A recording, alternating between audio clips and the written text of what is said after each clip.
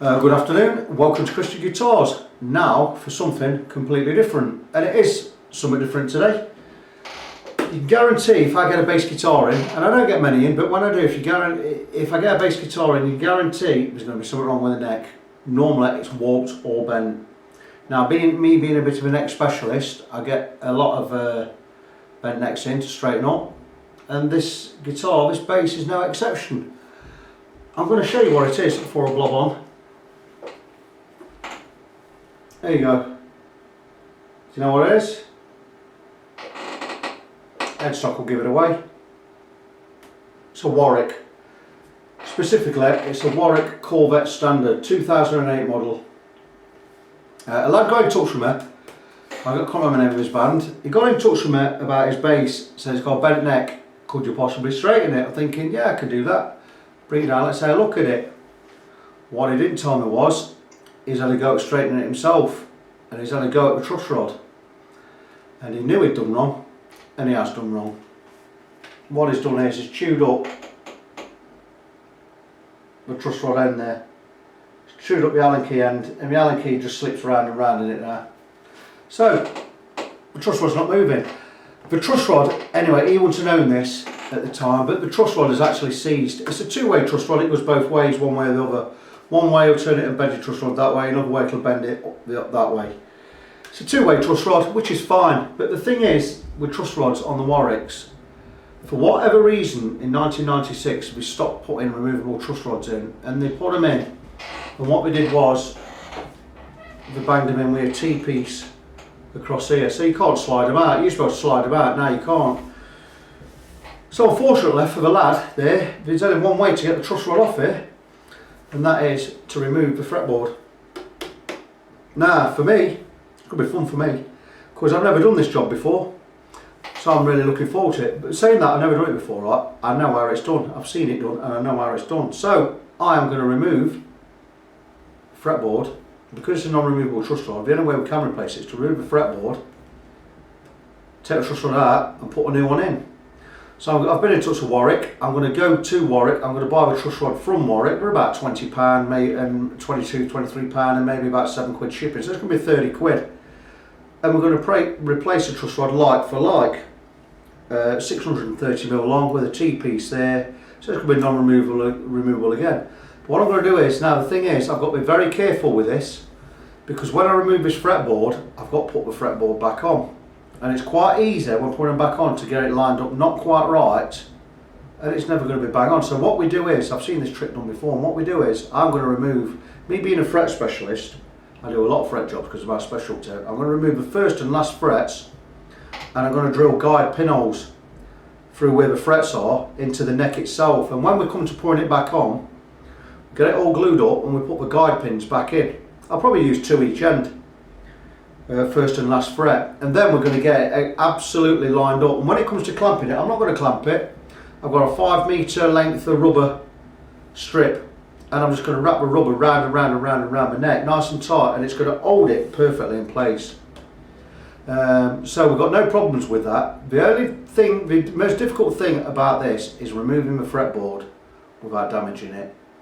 So what I'm going to do is, normally to get heat in a neck, I'll be getting heat in my neck to get it in my frets to remove frets and replace frets. It's going to be different this time. I don't want the heat just in my frets, I want it between the fretboard and my neck itself. So what I'm going to do is, I'm going to actually steam it. I've got a clothes iron I use for this kind of work. I'm going to get a damp cloth, damp rag, and I'm going to steam all the way along, and I'm going to take it really steady, and I'm going to millimetre by millimetre or centimetre by centimetre, we're going to prise this away very gently until we've got it off completely. Once it's off, we can look at removing the glue. Blah, blah, blah, blah, blah, blah. That'll not be difficult to do, just steam that straight off. Once I've got this off, now obviously the bass is going to have to go on the jig. I'm going to put it on the jig in a minute. Once I've got this off, what I'm going to do is, I'm going to get this clamped up. I'm going to get cleaned up, the fretboard itself. I'm going to get clamped up perfectly straight with a steel bar across the whole length. What I'm going to do is we're going to get clamped and heated up, basically bringing this perfectly straight again, because it is a little bit warped, the neck is warped and a little bit twisted. And I'll do the same on the neck itself. I'll get it clamped up, and I'll get the twist taken out of it. So when it comes to gluing it all back together, we've got the new truss rod and glued it all back together, the neck is going to be perfectly straight, and it's going to be, the job's going to be good and it's going to be fixed. But that's it, it's going to be a long-winded affair. I'm really quite looking forward to it. I know it's going to be a lot of man hours in this, but I'm really quite looking forward to it. So until, there's not anything I can do right now while I work the bass here. I can just tell you a little bit more about it. It's an active bass. It's got an active bypass circuit built in as well, in case, say your battery goes when you're playing, you can slip it straight into passive mode and you can play it. By all accounts, very nice bass. You've got your circuitry in there, quick release. You've got your regular erect willy shaped bit there. I should have put a condom on that. It's our Warwick. So retail on this, I'd say about £1,100. A new neck, 700 quid, 700 quid. A used neck, if you can find one, 400 quid. Bring it to me, a quarter of that. Plus the price of the bits and bobs. You know, going to get on with it. I'm going to get it all clamped up, get it on the jig, and I'm going to see. I'm not going to take the fretboard off today. I'm probably going to get all ready for doing that in the morning. But that's it. I'm going to video the whole lot of this job, because like I said, I've never done it before. It'll be another string to my bow. And for now, until it's all clamped up and I start steaming the fretboard off, that's it. So until next time, I'll see you soon. Good to each other. Right, good afternoon. We're here today with the second instalment of the Warwick bass. Now, as you can see, I've got it all jigged up and tied down, and we're going to attempt, well, we're going to get it off anyway. We're going to get the fretboard away from the neck. Now, I've already started getting some off, and I've pinned up. I'm going to show you how I've pinned up the neck so we can get it back in the same position. I don't know if you can see right now, but I've drilled out, I've taken out the first and last frets, which are here. I'll remove the first and last frets, and what I've done is, you can't see it this end because this clamp's in the way. The reason this is clamped is, when I started taking the fretboard away from the neck, this neck's twisted. I didn't know this, the neck's twisted this way.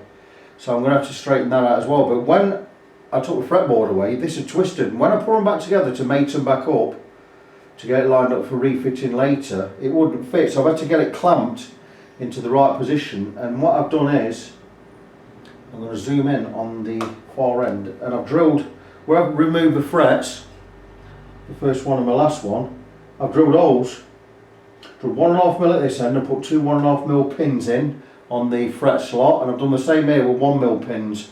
What I'm going to do is I'm going to zoom in.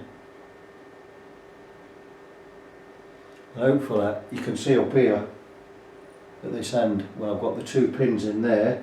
I'll pull them out with pliers, and I've got two this end as well, which I'll pull out with pliers in a minute. In fact, if I zoom out now, I can show you where we're at, because I've actually started using a method of, I got wallpaper script, so I'm using a blunt, a flat, non-serrated knife to go between the fretboard and the neck. I'm going to remove this clamp. The clamp's all, obviously you can see I've got bits of wood in there. Now I'm going to remove these, and you can see that I've got the fretboard's already coming off. What I'm going to do is I'm going to pull these with pliers. I'm going to zoom in a little bit now, you'll be able to see these. I'm at a bit of a weird angle, but you get the idea. There you go, you see here, look. These aren't actually pins, these are drill bits I've cut off, because I've got loads of spare drill bits. I've got packs of 20 packs. So I've basically got them in there, and I've cut them off. I'm going to pull these pins. Just show you where we are. I don't know if you can see exactly yet, but this neck is twisted this way at this end. Once I've got it off, I'm going to reverse clamp this, and I'm going to clamp it perfectly flat along the table with a steel bar between the table and the neck itself. We're going to get some heat in there, and we're going to twist it back. But anyway, just to show where we are, I'll remove these pins. I've got to save these pins for later, because these pins are going to go back in when we glue the neck on and put it in position. Now you see we've already started to remove this, really quite easy. We've gone about 2 frets in. there, as you can see. Now the way we do this is, I'm not going to show it just now, I'll do more later. I've got a T-tow, old T-tow. Just zoom out and I'll show you what's what. Take an old T-tow, I get it thoroughly wet, get it really wet, and what I do is I double fold and we come along here and we steam along the edge. And I've got an iron, this is just used for the guitar work, this iron. It's an old £5 thing I had. I bought a new iron. All we do is we turn the steam off, we get on full heat, and all we're doing is we're going along and we're steaming the fretboard. We get some steam in there and it's going right through the wood. It's going over the frets, it'll go through, it'll penetrate, get a couple of goes, it penetrates, and once we've done that we just come along with the knife and we just move it along. So that's how I'm doing it really careful at the moment.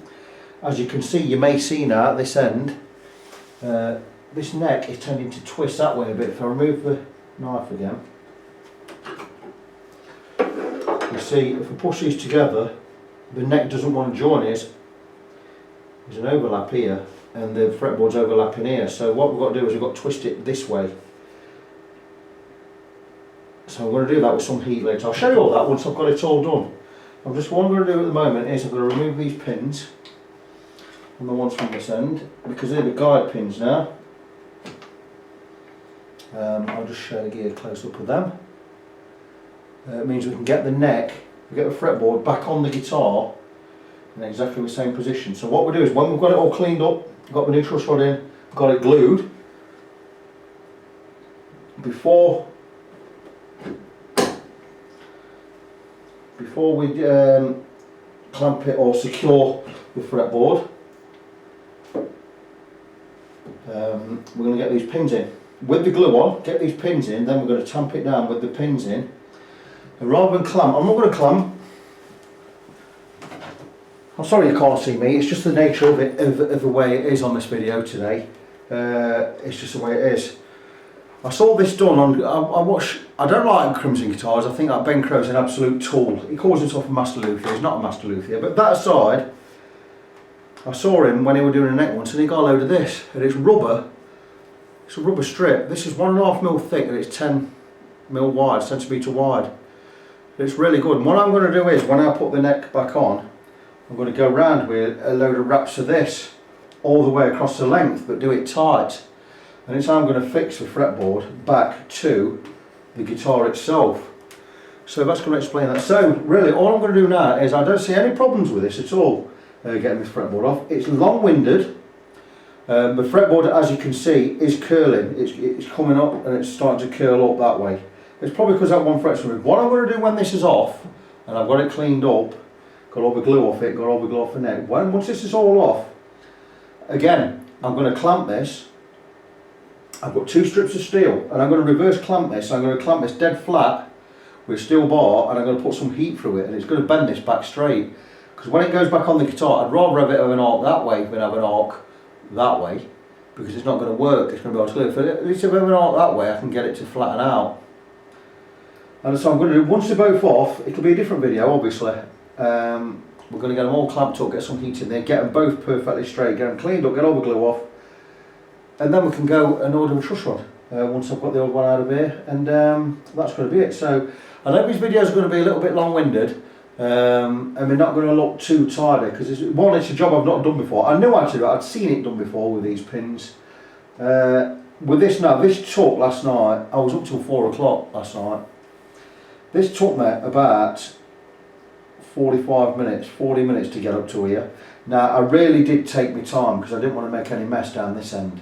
So I did take my time. There's lots of glue residue here, look, where the nut goes. We're going to try and get that off. We'll get that off with some heat again.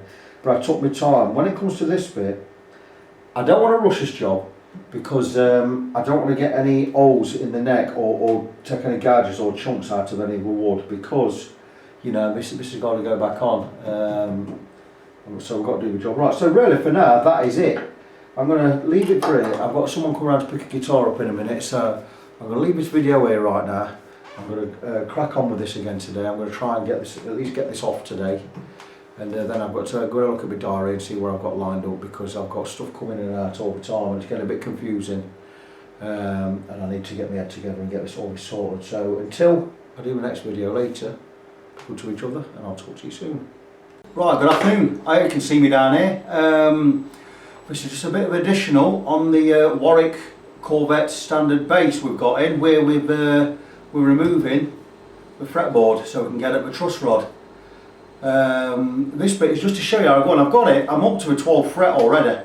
I just wanted to do a little bit to show you how I go on about doing this. Bear with me a second. If you don't see me, you'll still hear my voice. So how I go about this is I use a steam iron, which I've got. This is just for the guitar room, it's an old one, and I use a wet tea towel. This is a wet tea towel. You keep wetting it, and basically what we're doing is we're going to steam the wood. Like I've got a knife in here, we steam that and we just move it across as we do it. So I'm just going to show, I'm just going to do a little bit. It's progressing really well. I'll get on to where we've got more problems later. Just for now, I'm going to show you how I get on with this. I'm going to choose an area. What I do is with the tea towel,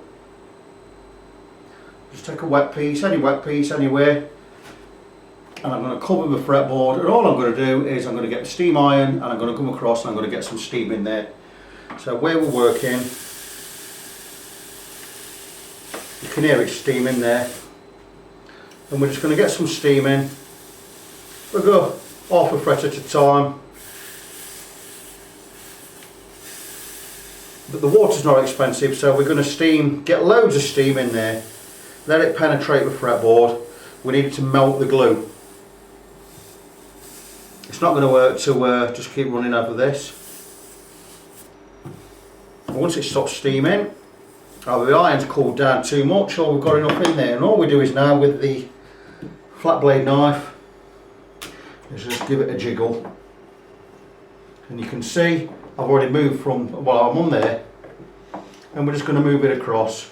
Now I don't quite have enough steam in there yet, so I'm going to bang some more in. It's a long-winded affair this, you've got to be patient with it. So we're just going to find another wet area. As you can see, we're making good progress. Don't be shy with the steam, keep it going. There's some more wet tea towel in there.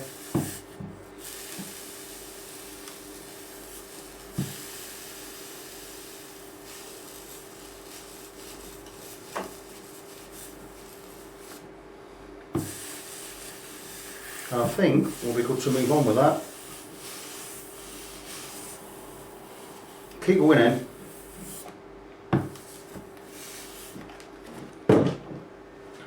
And then patiently with the knife, just a rocking motion. I've seen people use a palette knife or a DIY kind of tool, decorating tool. And see, I've gone there, I've gone about 1 centimetre, and then what I'm going to do is I'm going to push down on the fretboard there. We'll give the knife a jiggle. What I don't want to do is we don't want to be cutting. We don't want to be cutting into any wood here. We want the glue to separate, and we want the fretboard to lift. We're not going to pull up here or take anything, we're not going to take the mickey with it.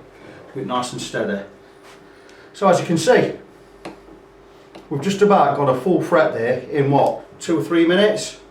22 frets for it. I'd say about hour and a half, because I'm taking my time with this, and I really am taking my time. So that's it, I just wanted to show you that. Now what's going to happen is this fretboard is going to be bent when we take it off. I'll flatten that later. I'll get it all flat, I'll get it all jigged up, and we'll steam it again the opposite way, get it all flat, ready for going back on the guitar. Now we've got another problem with this guitar now, one I didn't see before, and I'm going to show you. I'm going to move the camera, I'm going to move it round the other end, and I'm going to show you exactly what it is and where we're at, and I'll explain it when I come back in a couple of seconds. So just bear with me, I'll be back in a second or two. Right, here we are, we're back again. What I wanted to show at this end is this part here. Now if you have a look, you can see the truss rod now, and I'm going to show you the truss rod. The end is paggered. I'm going to zoom in and just show you. This is the problem with the truss rod. It's got no Allen key. The Allen keyhole is now rounded off. Now what I also want to show you as well is, when I looked at what I've got to do with this guitar, bring this up and over, I thought it was a matter of just taking the fretboard off, and we'll be able to take the truss rod out, put a new truss rod in, and once we'd levelled, got this all straightened off again, steam straight, and the fretboard steam straight, it was just a matter of gluing it back on. That's not the case.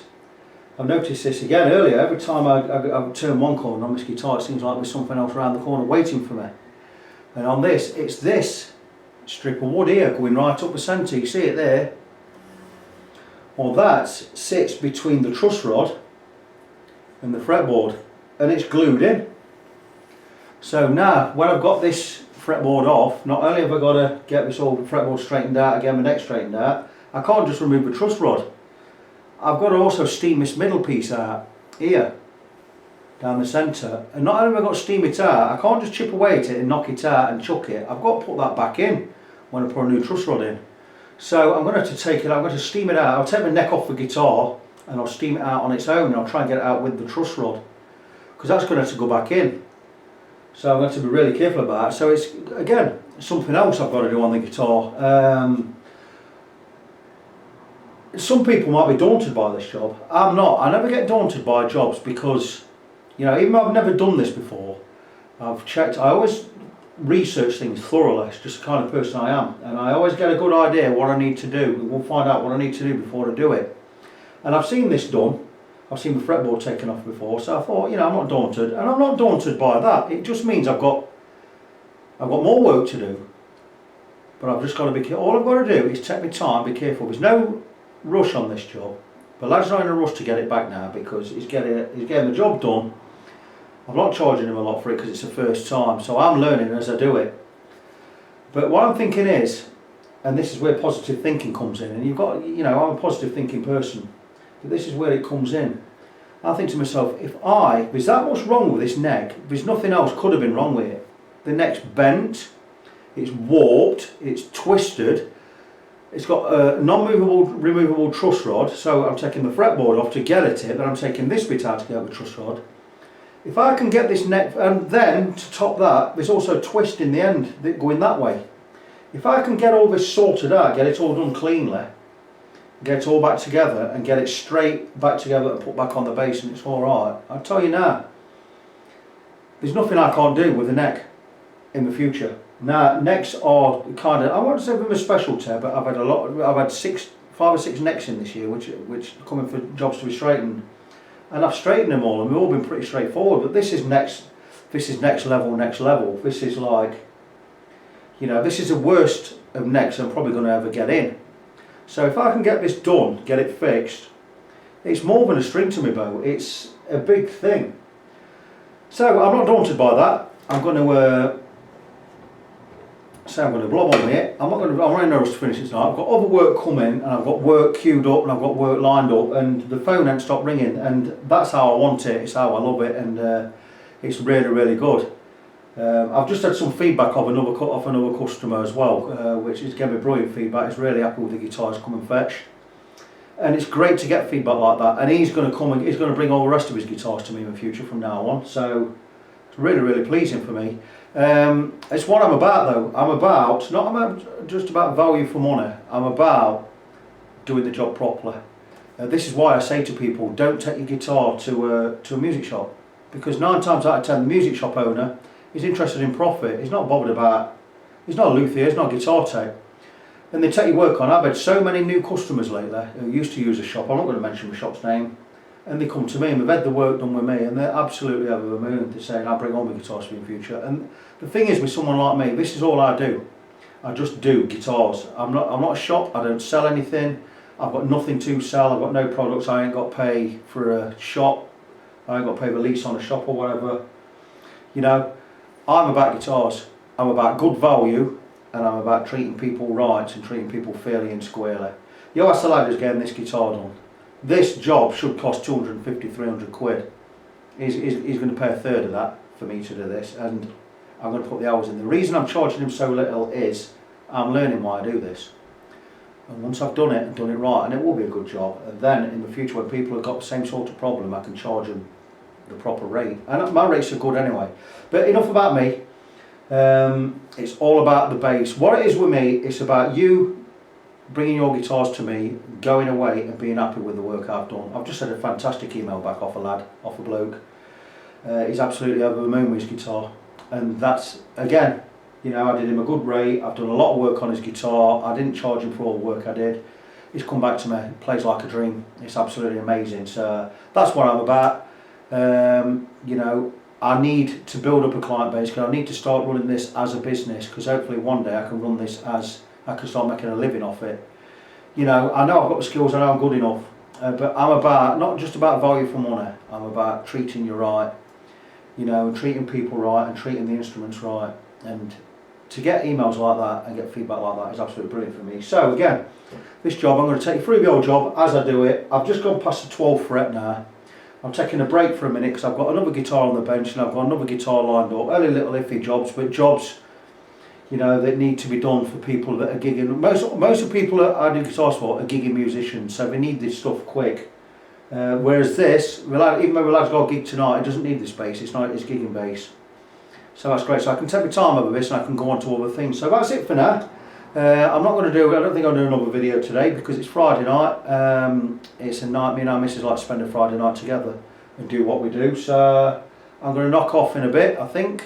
It's getting on to, it's about 5:30 now, get around there. I'm going to have another hour or so, another hour and a half while my missus does the dinner and that. And that's it, I'll knock off and I'll come back until I've got another update on this guitar. I'll leave it till then and I'll talk to you soon. Right, good afternoon and welcome to part 4 of the Warwick Corvette standard bass with truss rod removal. Now, the reason I've got the camera on me right now is because I'm going to talk about a few things that I need to talk about. Now, what I've done is we've got fretboard off, come off nice and clean. What I need to do with this is get all the glue off the back. I've already got the glue off the neck itself, but I'm going to talk about a few things I need to talk about regarding this guitar. Now if you look here, this is disappointing. These two holes here, they're where the bolts have come through the back of the guitar toward the neck on, and they go through into the fretboard. They shouldn't do that. They shouldn't make the bolts too long. So long as I'm going to probably nip the ends off the bolts when I put them back in. So I'm a bit annoyed about that. When you're spending £2 on a bass, or 1,200 quid or whatever this was, you don't expect shoddy workmanship like that. And what I've done is, when I was sanding down the neck itself, I cut my finger on this where the screw was sticking out. I'll show you that in a minute. The reason I've not got the camera on the guitar is because I'm going to show you a couple of things. Now, here's a truss rod I've taken out. You can see it's a 630mm thing, and it works on this principle. It's got a blocker at one end, that's the body end, that locks in place. And you've got this kind of affair at there, at the headstock end. What it does is, this is all clamped in, and this is supposed to turn around on this sprocket here. Now, you see, this was stuck fast, it's seized. It will go round, but not very well. Yeah, it's going round now, it's just blocked off. This part is supposed to spin round in here, and it goes in both directions, left and right, and it does do that, but the thing is, it was seized inside, and that's why we couldn't get any adjustment. Now, it is a two-way truss rod. It's got a lot of thread on there. It's got a good 1.5 inch of thread, so it works both ways, and you can see how it works. It'll move left or right, and it'll basically bend one way or another. You're going to pull it in or pull it out. So that's how it's supposed to work. The truss rod had seized. It's now knackered. I'm going to get a new one exactly the same. I have to buy it from Warwick, so I'm going to do that. Best to have a new one in, because this is all paggered. The end was paggered. I managed to hammer it's supposed to be a 5mm one. I hammered a 5.5mm one in. I've got some really good steel. I've got some Mac Tools ones, and I hammered one in. It's not damaged me Allen key at all, but I managed to get a bite on that. I've thought about reusing it, but I'm not going to. I'm going to buy a brand new one. So what's this video about now? Right, now, you know I said we're going to have problems with this neck being twisted. I'm going to show you what I mean about it being twisted and what we've got to do. And we're going to steam this neck and get it bent right. And I'm going to show you where I am with that. So I'm just going to move the camera.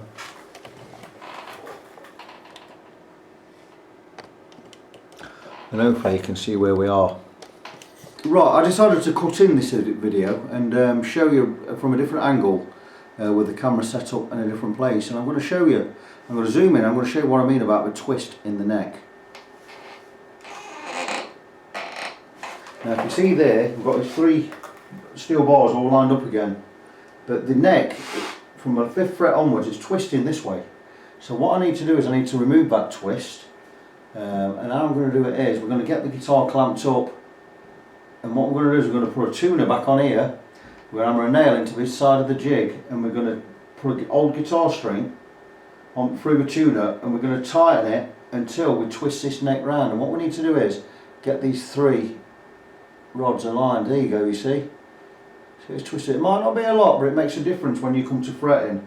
So what we're going to do is we're going to need to twist this neck along the whole length.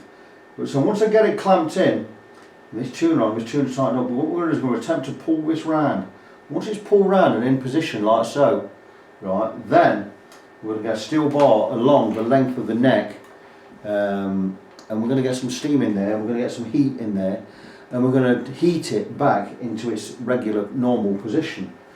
Like I've said before in videos before, heat treating wood can't be a bad thing, because all we're doing is we're not doing anything against the wood's will. What we're doing is, don't ask me how it got bent, I don't know about that, I've got no idea.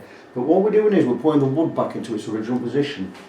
If it's bent, the only reason I can think it was bent, or it got bent, is 1 or 2 things. 1, it's been not stored correctly, or it's not been tuned correctly or whatever, or 2, the wood was not properly kiln dried, and it's just happened over time with the stress of the strings. I don't know, I've no idea, but I can only assume that the wood's gone out of shape and it needs to be put back into shape. So what I'm going to do is, like I said, I'm going to get some heat in there, and it's all I can do. And all being well, if I can get it straight, get the neck straight, then we can put the new truss rod in, and we'll get the fretboard glued back on, all straightened up and glued back on. So that's where we are with that for now. I've got another bit of this video to do. I'm not going to do it right now. I need to get my camera moved.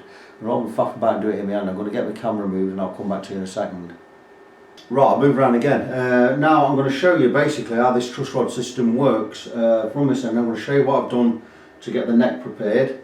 I've already just explained about how we're going to get the twist out of the neck, how we're going to clamp it a certain way, and we're going to twist this round and hold it in place and get some heat in there. I'm going to show you how this truss rod works, and to do that, and I'm also going to show the work I've done on the neck, and I'm going to zoom in just to give you a better idea, because you know how the bass is set up. So I think that's going to do there. Right, the truss rod is sat here. It's supposed to be adjustable forwards and backwards by using an Allen key stuck in this end. The Allen key at the slot was paggered, absolutely knackered, so what I did is I took this end off, and I hammered an Allen key, a hardened steel Allen key in there, and I made a 5.5mm hole so I could use it. Now I'm going to dismantle this and show you how it should work. This is the neck with the fretboard removed. Fretboard, we know how it works. Fretboard, blah blah blah blah blah blah blah. I'll get back to the fretboard in a minute. We'll remove the fretboard. We've got this glue to remove off it yet. We're going to get this done later. That's not important for now.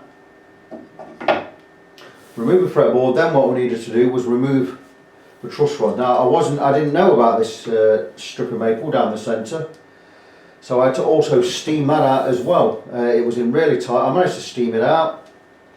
Blah blah blah. And I wanted to keep it one piece, but I didn't. It snapped. So I glued it back together.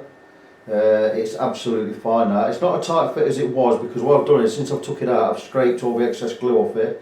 We're going to use this again when the new truss rod comes, so we're going to put that to the side. The truss rod itself, I'm going to remove it now and show you how it works, or how it's supposed to work. Right, you've got the far end, this end. It's got a block on the end there that locks it into place at the back end, should stop it moving forwards or backwards. This end, this is a business end, this is where all the action happens. It's on a long thread, but it's supposed to go both ways, forwards and backwards. So this part should come this way and go out that way, which it does. And this sprocket on the top is what sits in this groove. And how this works is different to a lot of truss rods I know.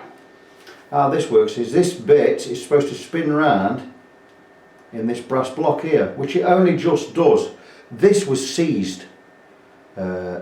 It's not spinning now, look, freely, because it's knackered, it's paggered. So we had no adjustment on there at all, we couldn't turn it left or right.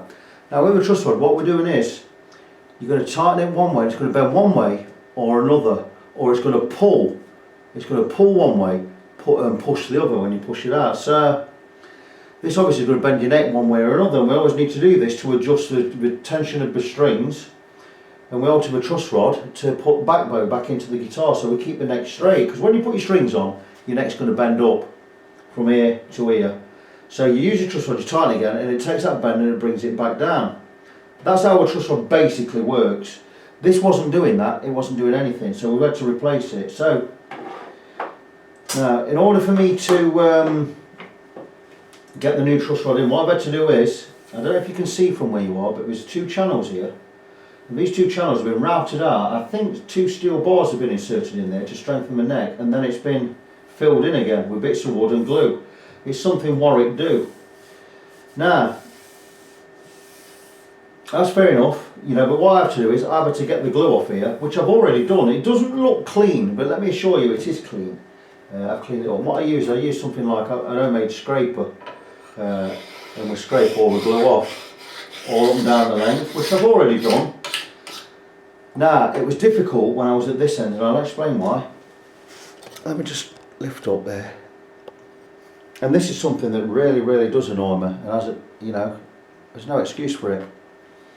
You're not going to see it, but take my word for it. Here and here, there are 2 holes.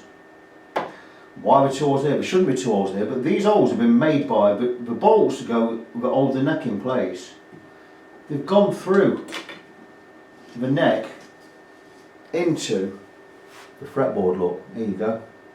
There and there. I don't notice when, well, not when I sanded it, I sanded when I ran my hand across it and I cut my hand open.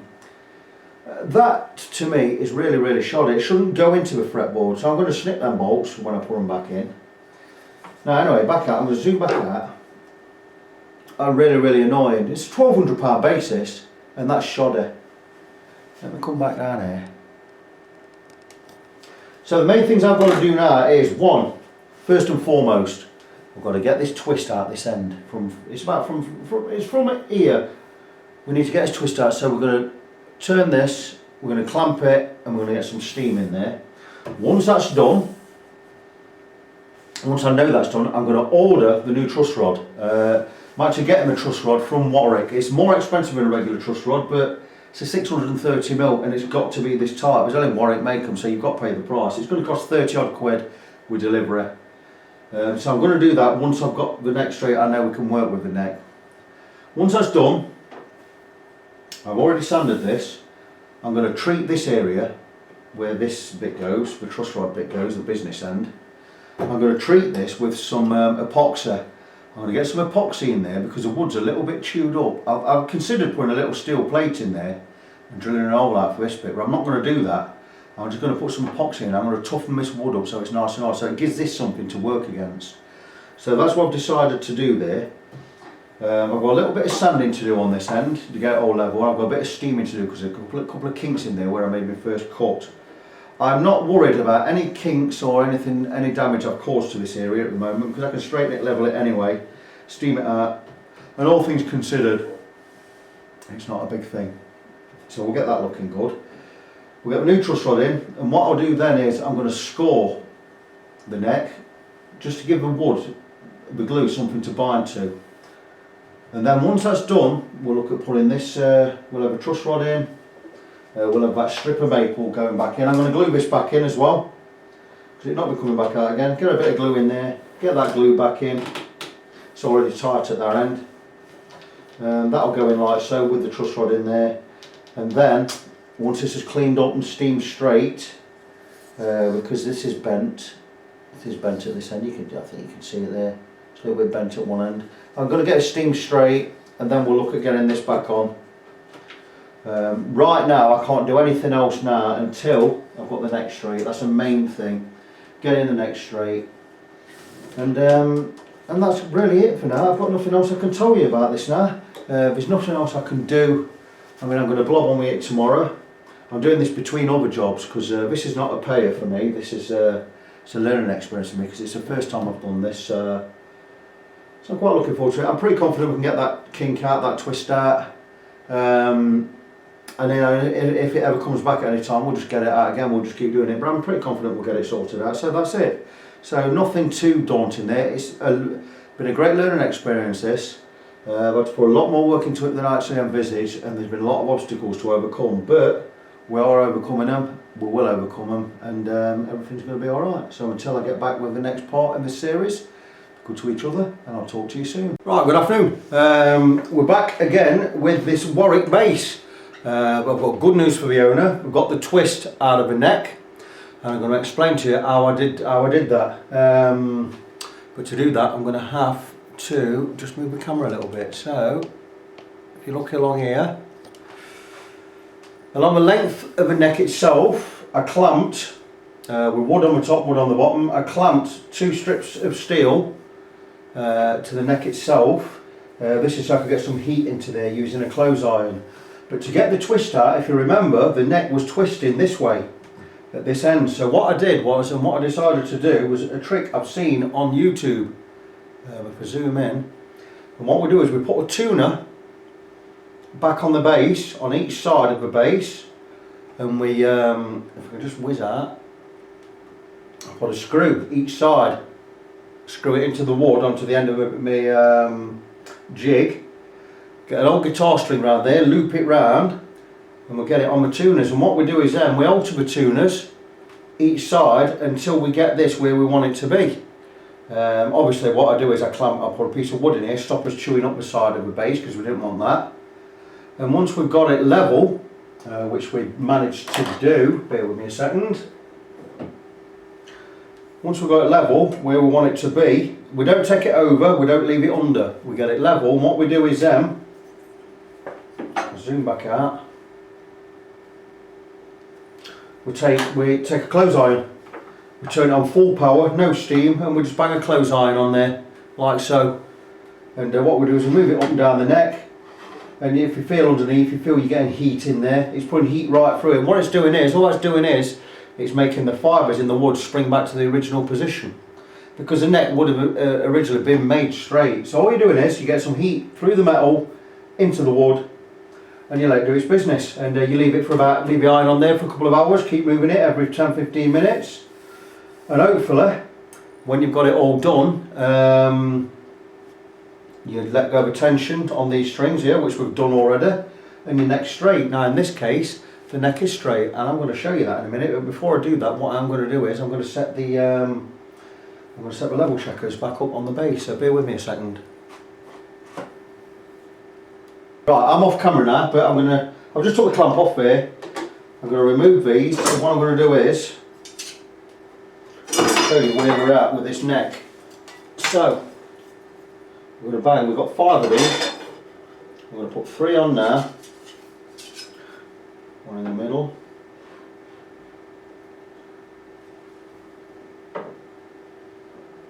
What I'm going to do is I'm going to move the camera to show you the level that we're at with these, so bear with me a second. So there we go, we're back, and I'm just going to stick on, I've put 3 of these on already. I've got 2 more, I'm going to put them on, this one at the end. Just move the iron out of the way because it's in the way. Right, and if we've got the neck straight, these should all line up. I think you can see there that they all line up pretty well. There's just one little area here where it's just got a little bit of a twist in there. It's got a tiny bit of a hump there. I considered sanding it out, but I'm not going to do that. What I've decided to do is, because this is just about a bang on level, yeah, what I've decided to do is I'm going to order my new truss rod today. We're going to get my new truss rod in. We're going to put the fretboard back on. We're going to level the fretboard, which I'm going to do that later, so I'll do an extra video of this later. I'll show you how we do that. And we're going to glue the fretboard back on, and then what we're going to do is we're going to level the frets. So where there's a little kink here, and I can see it with my naked eye there, rather than sand the neck, which I don't want to do, where there's a little kink here, I'm going to get it all level by, I'm going to take some out of the frets in this area, and I'm just going to level the frets, which still then it's going to give us a completely straight playable area. It'll not be a perfectly straight neck, but I don't want to go faffing about putting more steam in there when I've already done it. So all things considered, I think we're on to a good thing here. I'm just going to move the camera, I'll be back in a second. Back. So like I say, all things considered, Considering the amount of work we've had to do to this, I think we've done a pretty good job there. This is, I mean, right up this end, up to around about the 5th fret, say the 4th fret down to the 2nd fret, we've got a little extra twist in there. It's only ever so slight. The rest, I mean, it's dipping down a bit on this side, so I say we're a little bit high here. We can compensate for that on the fret, so I'm quite happy with how that's come out. Taking it back, rewind a little bit and explaining what we've done to this guitar. I'm just going to take you through it. What we did was, the guitar came in with a warped, bent, twisted neck. The truss rod had seized. Now it's a non-removable truss rod. We couldn't get it out from here because they put T-pieces. I'll do a little jog your memory with that. It's T-pieces on both ends. So we couldn't just pull it out like we did the old one. So what we had to do is we had to go and remove the fretboard by, again, steaming it, blah blah blah. Once we removed the fretboard, we found another problem in there. We found it got a beam of maple all the way down the centre. So I had to go and steam that out as well. We managed to get that out, and then it was just a matter of trying to get this neck straight, which we've done. We've straightened it, we've got the twist out. So now what I'm going to do is I'm going to order the truss rod. I'm going to put a new truss rod in there. I'm going to put that strip of maple back in. We're going to glue the fretboard back on. Get it all clamped up. Once we've got it all clamped up, we're going to check it for level straightness. So we're going to, if I have to steam it again, straighten it again, we will do, but we'll cross that bridge when we come to it, if that bridge exists. And then what I'm going to do is, we're going to get it all jigged up again. We're going to do a complete fret level, just to make sure the playable area is perfectly fine. We couldn't have done a fret level with the neck twisted as it was, because it was twisted too much. We'd have been taking so much off one side of the frets, we'd have been skimming the whole lot. At least this way, we're only going to be skimming 3 or 4 frets, and we're going to take a little bit off this top edge here. It's not, to look at it, you're not going to tell no difference. The neck's going to be straight when we've got it done. It puts a value back up on the guitar. It makes the guitar playable. The owner's going to be pleased with the guitar again, and you know, and I'd have done a good job, and I've learned something new. So there you go. So until I've got an update later, I'm going to leave it for now. Right, good evening. Don't know how much of this you can see, but this is a continuation of the Warwick neck we're going to sort out on the Warwick bass, the Warwick Corvette Standard. Now you saw on the last part of the video, but I've got the neck straight, so until the truss rod gets there, there's nothing else I can do on that. And what I've done now is I've set up, we're going to straighten the fretboard this time. But what happened was, when we took it off, it bent that way, it bent, you know, that's the top of the fretboard, it bent up that way at this end. So what we're going to do is we've got it all clamped up. I don't know how much of this you can see, but it's all clamped up, and the far end, or should I say the bridge end of the fretboard, is all clamped straight to the desk, to the workbench here, and across the whole length we've got a metal strip, a strip of steel, all the way along the length. And this is a method of getting heat into the wood. And what we're going to do is we're going to place clothes iron.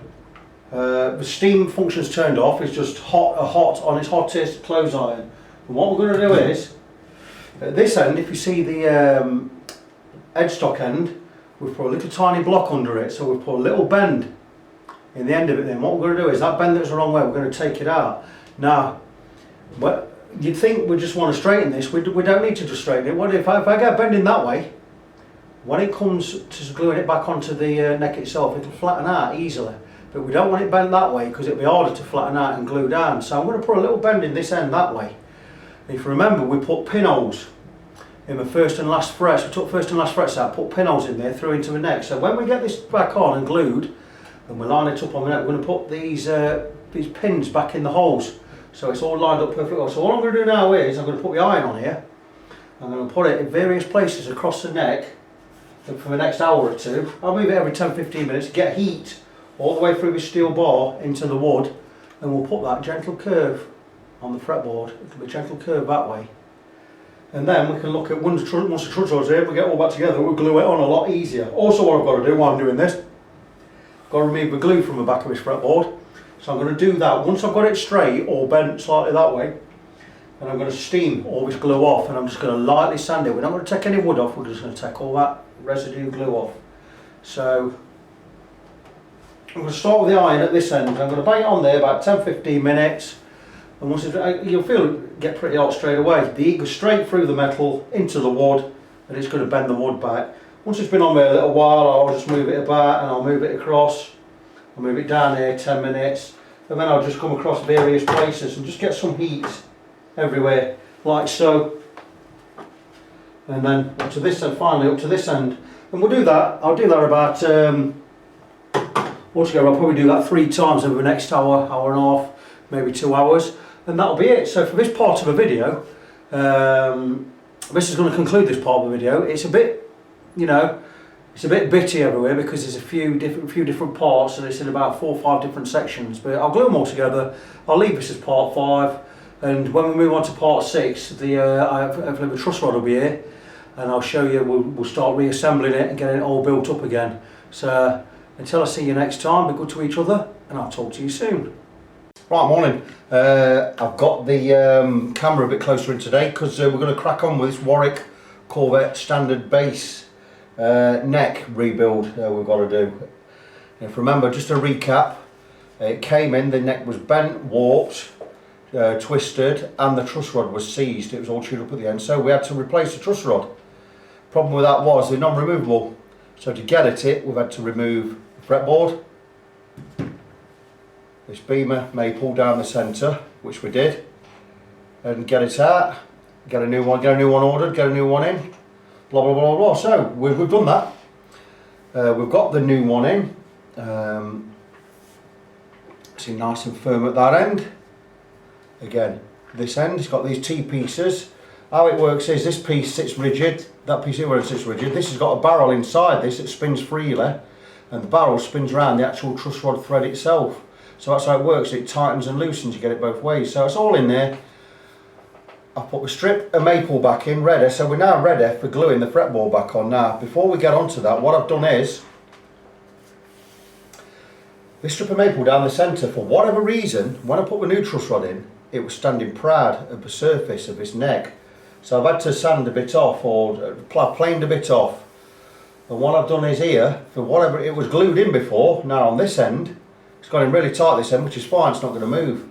But this end it was a little bit loose. So what I've done is, I don't know if you can see, but I've just wrapped I put some tape around it, some masking tape, just hold it in tight. I was going to glue it in, I'm not going to glue it in now. Reason being, and I hope it never does happen, but reason being, if it ever needs to come out again, we'll have to, it was a bind to get out. I had to steam it for a good half hour to get it to come out. It was a right pain. So if it ever has to come out again, we won't have to do that again. Now what I've done in preparation, so what I'm going to do is I'm not going to glue that in, but when it comes to gluing the fretboard back on, here, I don't want the fretboard to stick to this, so what we're going to do is we're going to place a thin strip of masking tape up here. I'll glue all of the neck, ready for taking the fretboard, and just before I glue it on I'll remove that strip of masking tape so I can leave a line right down the centre where there's no glue. Now, another obstacle we've got here, I won't call it a problem, we'll call it an obstacle, because problems can be sorted, obstacles can be got around. I got this back on and realised when it's all pinned up, because remember we've got 2 pins going in this end, I removed the last fret there and the first fret here, and we'll stuck some pins in so we can guide it back, line it back up. Now when it's all lined up like this, we've got an overlap here, it means this neck is slightly bent this way, a bit like a banana. It's straight there, it sticks out this end, the neck, not the fretboard. So what I'm going to do is, once we get pinned up with the glue on, I'll have one of these frets removed in the middle, and before I press it, as I press it down, I'm going to pull it across this way so it matches the neck. So I'm going to put a twist in the neck, or a curve in the neck, and I'm going to screw it down in place. Once it's screwed down, we've got everything lined up at these 2 ends. I'm not going to clamp it, I'm going to wrap with rubber band. I've got some big thick rubber banding. It's like 10mm wide, it's 1.5mm thick, and it's 4 or 5 metres long. We're going to just wrap, and it's going to hold it in place, but it's also going to hold it to the line of the neck. Now, another thing we've done as well, it's all ready for gluing now. I've lightly scored the neck of the fretboard, so the glue will take better. And what I've done is, once I've scored it, I've sanded it, so we're still flat, but it gives something for the glue to go into. And same again, we've done it here on the neck itself. We've got some score lines all down there, all the way down. So it's going to give the glue something to adhere to. So that's it, that's where we are. I'm going to blob on with this later. I've got a couple of setups to do before I do this. But when I come back to doing this, it'll be this afternoon I'll be doing this. Obviously you're coming on that journey with me, so what I'll be doing is, I'll get it all prepped up ready and I'll show you how we're going about gluing it. I've never done it before myself, I've seen how it's done, I've watched loads of videos, I've got my books up there, my Dan Wine books, and so that's going to be that. So until then, be good and I'll see you soon. Right, good afternoon. Wednesday afternoon today, Wednesday afternoon now. Back on this Warwick bass, we've hit another stumbling block again. You know, after the last bit of video where I was going to get all glued up and that, it never happened. Why didn't it happen? Well, you know, this bass is just a complete pain. Now the thing is, it's not that I'm not getting paid for it, you know, it's just every time I get by one obstacle, something else happens, something else goes wrong. So basically, to cut a long story short, I've got a fretboard now, I've got it all lined up on the neck there. And as it got to this end here, can you see that? There's no radius on the top bit. Well, I think, well, what's wrong with that? You can re-radius it. Yeah, I can, but if there's no radius on there, it means this bit is bent the wrong way. And it says it's bent that, it should be perfectly flat. It's actually bent that way. So, I had it clamped up. Got it all clamped up. Treated it with some heat. What happened? It didn't bend. What did happen? The wood cracked here and split. It's not cracked now because it's I've got it all back together and it's going to be glued. Thing is, I can't bend that right way. So, you know, rather than spend my precious, valuable time on this, I'm not prepared to do it anymore.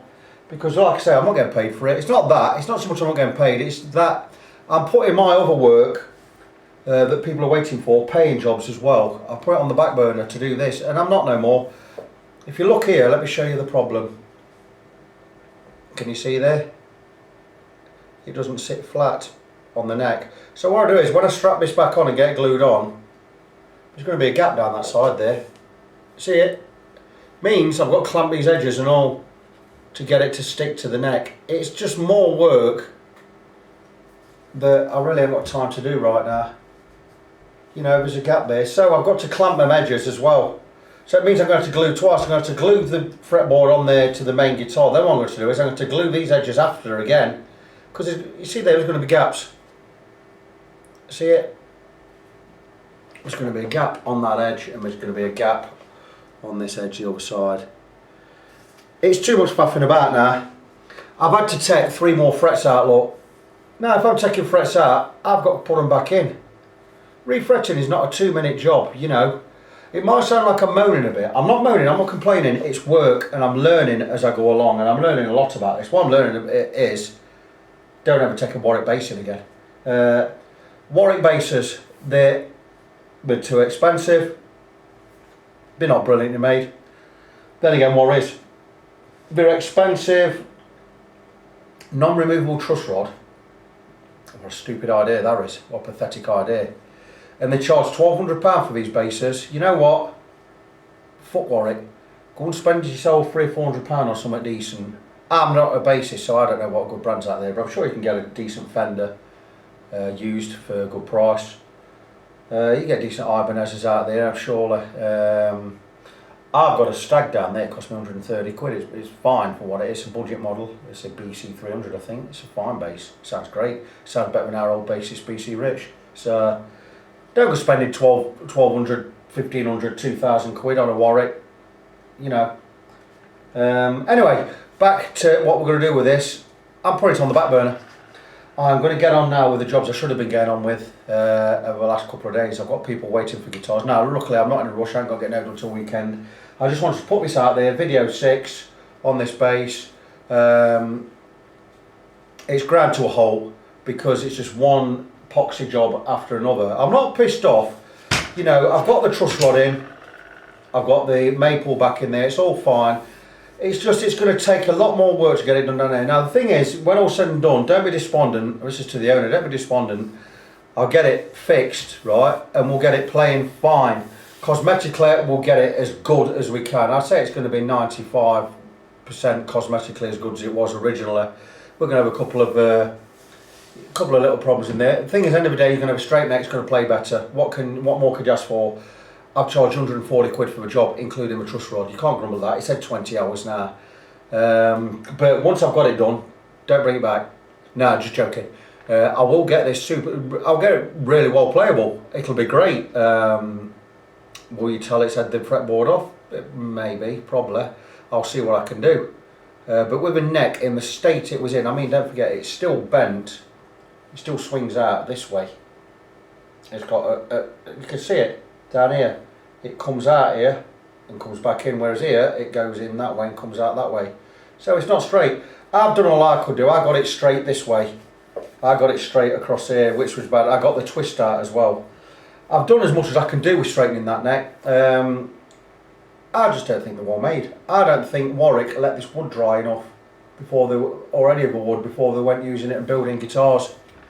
You've got to kiln dry wood and you've got to let it stand years. You can't just get some wood off a tree and dry it, kiln dry it and go and use it after 3-4 months. It's got to stand years. This was not stored and not dried long enough. It's why it's all warped. That's what I'm saying anyway. That's my story and I'm sticking to it. Anyway, I'm going to do my best with it. I know it's a bit of a negative video here. End of the day, we'll get it playable. Like I say, once I've got this on, I've got to put frets back in, and then I'm going to have to do a fret level on it as well. I want to like to put a price on this, and I tell you what, rather than pay someone to get this right, it would have been cheaper, or just as cheap to go and get another neck or a used neck. If you can find a used neck for one of these, you'd have probably got one for about 600 quid. I'd have had to charge you 500. If I'd have charged you now, right, for 20 hours, it'd have been 500 quid in labour. So, and you were never going to charge that. You know, end of the day, it's just unfortunate, but it's the way it is. I don't think it's that well made. I don't think the wood was dried enough before they went building it. End of the day, I'm going to get it playable. We'll get your frets, get it all back on. We'll get your frets re-leveled. We'll get it playable. But it's on the back burner for now. I'm not doing anything on it today. I doubt I'm going to do anything on it this week. I've got other stuff in. I've got stuff all queued up now.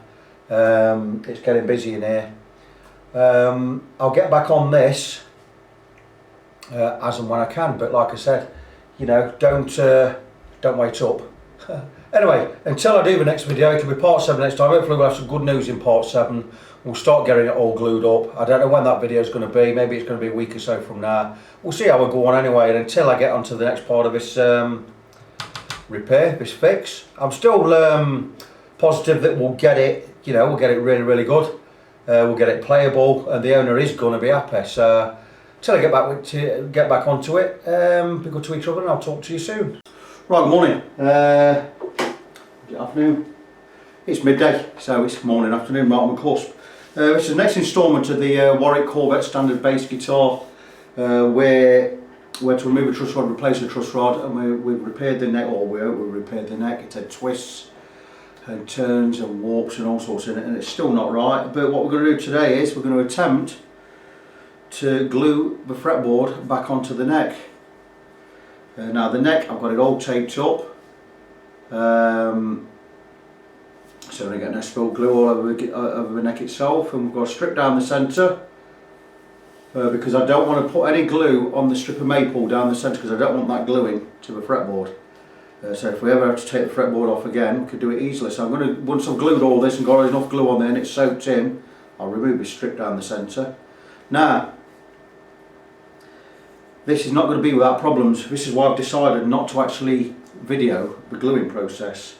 I've already explained in earlier videos that the neck is not straight, and it's not straight. Where is it? I've already explained how we're going to pin both ends when we glue it. The reason we're doing that is the neck's not straight down here. We've got an overlap. I'll show you where it is. It's bent like a banana. Here you go. It's bent out this way. Bent out that way. It comes out in the middle, comes in this middle here. I don't know how it's done that, but I've steamed this neck enough. I don't want to be steaming it anymore and bending it any other way. So what we're going to do is, once I've got it glued into place, the problem is going to be, we'll get pinned up both sides, so that'll be held. The problem is going to be this bit here. I'm going to have to force that down to meet the bend. It's only a slight bend, it's only very, very slight, but it means I'm going to take a fret out here, force this down and screw into that. Now, That's not the only problem I'm going to have with this. The fretboard at the end, I don't know if you can see there, is slightly curving upwards at these ends. Now I tried to steam that out and get it flat, and when I did that I got it clamped and the wood cracked here. It cracked just there. I thought I don't want to do that, so I removed some frets. I thought I'd soak it in water and make it more pliable. The only problem with that is the drying time when it's glued is going to take much longer, so I've not done that yet. That will, it's a possibility if I can't get this clamped the right way and clamped enough to get it flat enough, I might be able to get it flat enough on air. Now the thing is, I'm not using clamps like some people use. I'm actually using rubber band, a thick rubber band. It's 10mm wide, it's 1.5mm thick, and I'm going to just wrap it around really, really tight across the whole length. It's my preferred method, preferred way of doing things.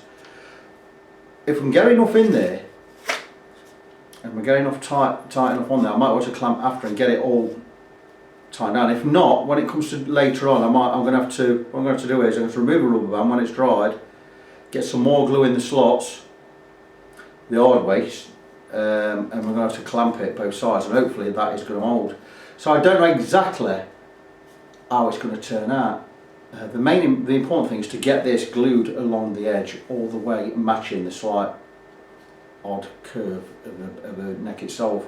The reason I'm not going to video me doing that process is I'm likely to be effing and jeffing it a little bit, because it might not go easy. All being well, it will go easy. I've already had a dummy run and I've had it clamped up and it went really, really well. Problem is, if I get a clamp in the middle here and force that across, how can I get it clamped down tight on the board? So it might be a possibility I can get it clamped in, get it all strapped up and take the clamp off, but if that pings back, it's not very good, is it? So I'm thinking, like I say, remove a fret here and get 2 more pins in the centre, somewhere along in the centre there to hold it in place. The only problem with pins sticking out everywhere is I can't put a clamp and a bar and a clamp on it because I'm going to have a pin sticking out the top. So it's a catch-22 situation with this. It's just unfortunate that the neck is appalling. I know a lot of people like Warwick basses and they rate them and they trust them and all that. Let me tell you now, this wood was not dried properly before we cut this neck, built this neck. It hadn't dried sufficiently long enough. That's my honest opinion. I see a lot of guitars, I do a lot of net work, I do a lot of fret work. I've been doing this over 30 years. I know guitars and I know when wood's not right. For this to be warped, there were ways it warped, twisted, bent. It was bent that way, it was bent that way, it was twisted at the end, this end was twisted that way. That don't happen. Another thing I want to highlight as well was shop. I can't remember the name of the shop where the lad bought this from, but the shop in Doncaster that sold in this. You know what, I wouldn't recommend it to anyone. They must have known this one right.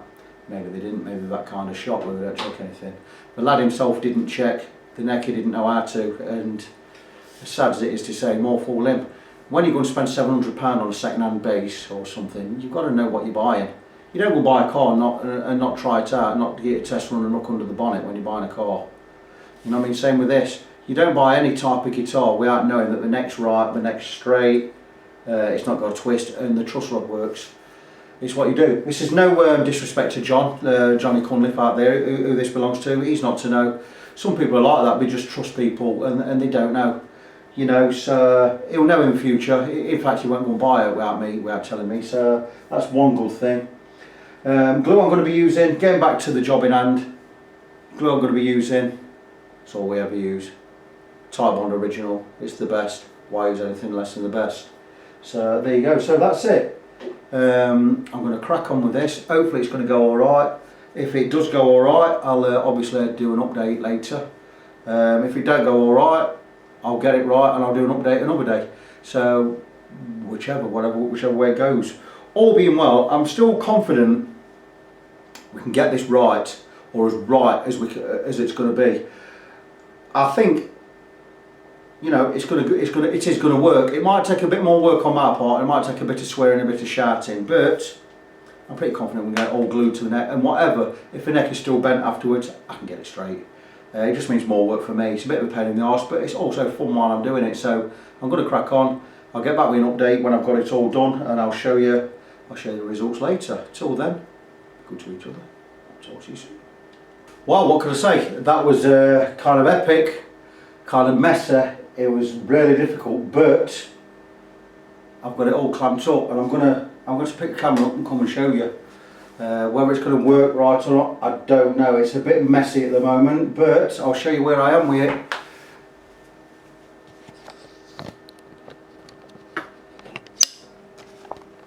So here we go. So I've got various clamps along the length. The problem was going to be here, where I thought it's not going to touch because it was bent up, so we've got that bit done. The middle bit, this has got, I had to take 2 frets out. I've got 3 screws in there. I managed to push it across to the side, it's all lined up. I've got a clamp in there which should hold it, and I've got 3 screws. And this end came a bit loose, so there you go. There's all the rubber band I told you I was going to use. We managed to keep that, get that strip of tape out from the centre on that beam going down the middle above the truss rod there. Got it all glued up, and now we've got it all strapped up. It's just a matter now of letting it dry and hoping that all the bits where we thought we were going to have gaps, where it wasn't going to stick properly, hoping we've got them all pressed in. That's as many clamps as I've got anyway. I can't put any more clamps on there because I ain't got any. But I think we might be alright with that. If not, we'll look at it again. So there we go with that. I'm going to leave it for now. I'll just let it stand, and really that's going to be it until I get everything off and we can see. So next video I'll have all the strapping off, and hopefully we've got it all done right. Talk to you soon. Right, I'm back. It's getting on for 9 PM, but I didn't want to keep this to myself, so I'm going to show you the state of my jeans. That means I've been working. That means I've been scraping. If I've been scraping, what have I been scraping? Let me tell you. I'm scraping the neck on the Warwick, and the reason I've been scraping it is it's glued fine.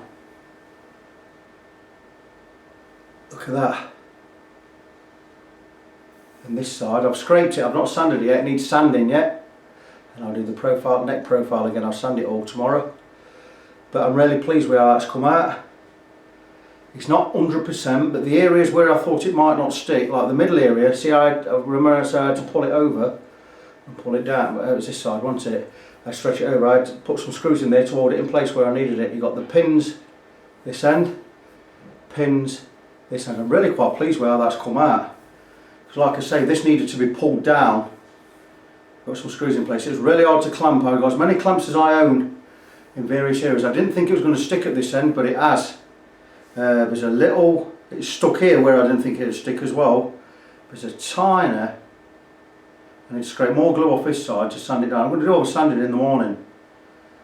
I'm really pleased with how that's gone. And bonus, the truss rod, brand new truss rod in there and there. I stuck an Allen key in it, and I thought, because I left it loose, it's not tight or there's no tension anywhere. And there you go. It's working both ways, absolutely spinning free. It's brilliant. 5mm, how it should be. Brand new truss rod in there. I'm really pleased with how it's come out. Now, it's not without a couple of problems. There's a couple of dings in there and a couple of clamp marks. I can steam them out best I can, and any that, if they don't come right out, I'll sand over them and we'll oil the neck and all that. I've got a bit, like I said, I've got a bit of glue stuff. I'm really pleased with how it's come out.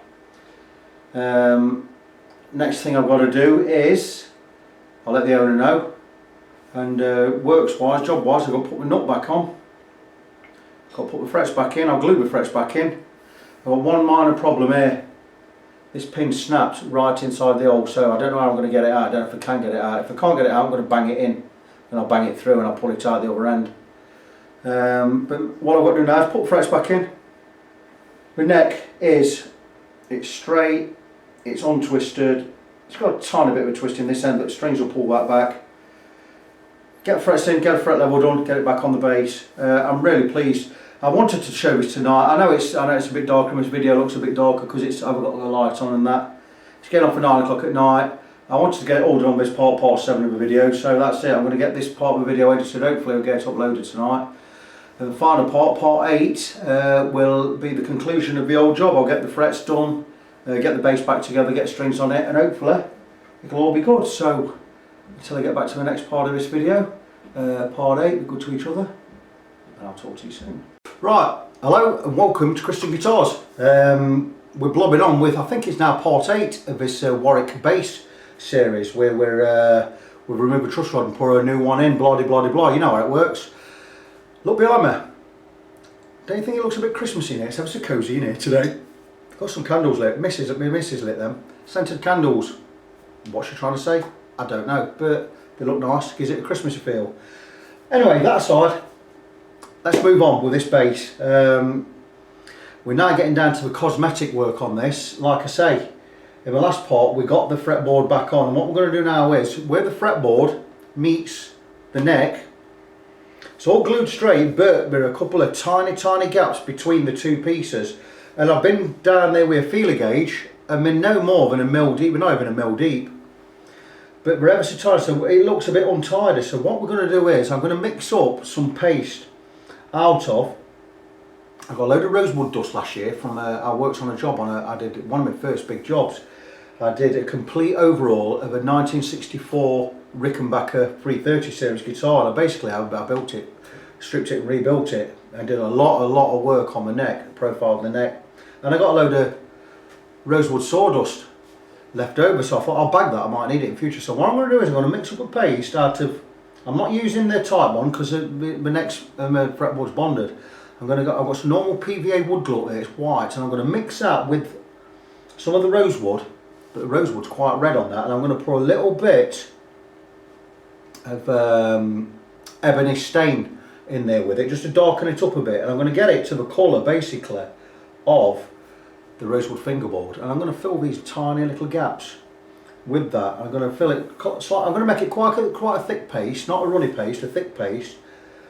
And once it's dried, I'm going to leave it a day to dry. I'm going to do both sides, and I'm going to leave it slightly proud, and once it's done I'm going to sand it all off. And what I'm going to do is I'm going to bring the camera down, and I'm going to show you the kind of stuff I'm talking about, and I'm going to show you how I go about it. Now, I've made myself something to hold this neck. There you go, it's just 2 clamps, and we've got, that one's really loose, so it's not going to damage anything. We've got it clamped under the neck heel there, and a clamp on the flat clamp on that side. This side I've got a lump underneath, stoppers marking the guitar. What I'm going to do is I'm going to turn it round. This is what I've made to hold it. It's absolutely brilliant. Now what I'm going to do here is, I'm turning this round for a reason, because I'm going to show you the kind of stuff I'm talking about. So what I'm going to do is, I'm going to come in here, and I'm going to show you the gaps I'm on about. Now I don't know exactly what you can see, but let's come in, and there you go. And I think you can see here, if it's in focus, I've got these tiny little gaps. Like I say, they're not deep. A feeler gauge on there. They're not deep, so it's not structural. It's just where I had a problem clamping the whole of the fretboard, because I didn't have that many clamps. Now what I'm going to do is, I'm going to whiz in with a feeler gauge here, look, and just show you. There's no depth to these at all. Look at that. A little bit there, and there. There's no depth to them. And the main ones are in this area. There's some up the centre. Let me zoom back out and show you.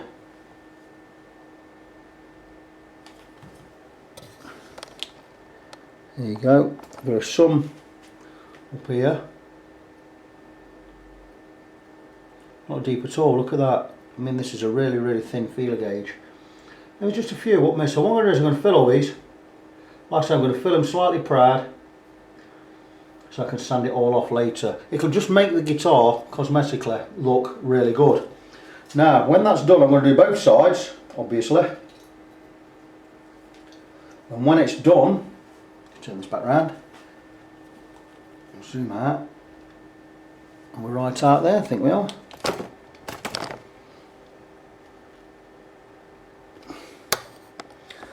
Now when we're done with that, I'm faffing about today.